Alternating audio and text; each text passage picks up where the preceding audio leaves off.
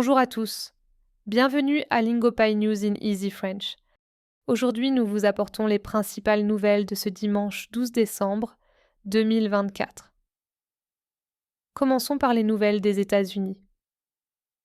L'USDA ordonne des tests nationaux du lait pour détecter la grippe aviaire. L'USDA a exigé des tests sur le lait cru à travers le pays pour détecter la grippe aviaire, après un cas confirmé en Californie. Trump fait la promotion de parfums avec une photo de Jill Biden. Donald Trump a utilisé une photo de Jill Biden pour promouvoir ses nouveaux parfums, les qualifiant de senteurs que vos ennemis ne peuvent pas résister. Bonne nouvelle pour les bénéficiaires de la sécurité sociale. Les bénéficiaires de la sécurité sociale recevront des paiements doubles à 4 dates spécifiques en 2025 pour les aider à faire face à la hausse des coûts. Prévision pour les Grands Lacs. Neige due à l'effet de lac. Le nord-est de l'Ohio se prépare à des perturbations de voyage à cause de nouvelles chutes de neige dues à l'effet de lac. La tournée Eras de Taylor Swift se termine.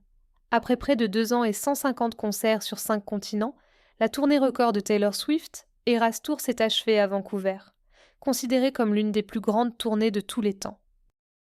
Passons maintenant aux nouvelles du Canada. Découverte du plus grand laboratoire de drogue.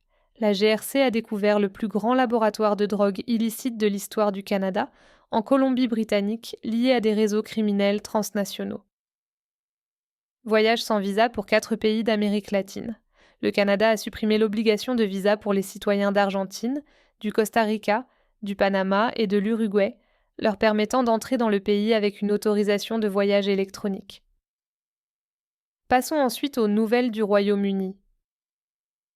La tempête Darag cause des dégâts. Le Royaume-Uni connaît une météo difficile, avec la tempête Darag apportant des vents violents et de fortes pluies, entraînant des perturbations dans les transports et des coupures de courant.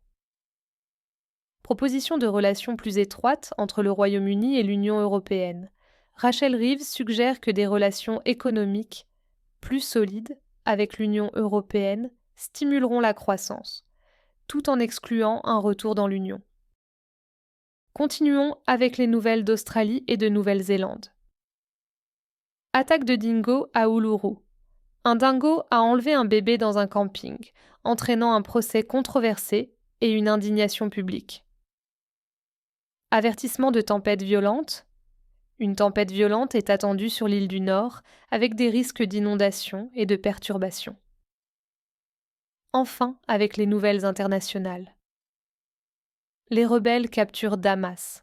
Des groupes rebelles syriens ont pris le contrôle de Damas, revendiquant une victoire. Le sort du président Bachar el-Assad reste inconnu alors que des célébrations éclatent dans la capitale. Le président sud-coréen survit au vote de destitution.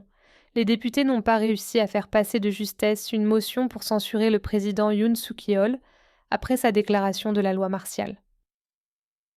La Cour roumaine annule le résultat des élections présidentielles. La plus haute cour de Roumanie a annulé le résultat du premier tour des élections présidentielles.